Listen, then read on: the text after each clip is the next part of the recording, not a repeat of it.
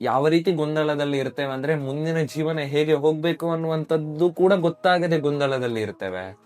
ಹಾಗೊಂದು ಮಾತಿದೆ, ಇದು ಭಗವದ್ಗೀತೆಯಿಂದಲೇ ನಮ್ಗೆ ತಿಳಿಬಹುದು ಈ ಮಾತು.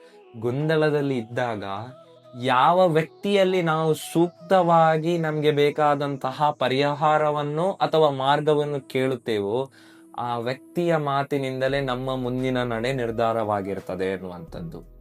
ಅಂದ್ರೆ ನಾವು ಯಾವ ವ್ಯಕ್ತಿ ನಾವೊಂದು ಗುರುವಿನಲ್ಲಿ ಕೇಳ್ತೇವೋ ಅಲ್ಲ ಸ್ನೇಹಿತನಲ್ಲಿ ಕೇಳ್ತೇವೋ ಆ ವ್ಯಕ್ತಿಯ ಮಾತಿನಿಂದಲೇ ನಮ್ಮ ಮುಂದಿನ ನಡೆ ನಿರ್ಧಾರ ಆಗ್ತದೆ ಎನ್ನುವಂಥದ್ದು.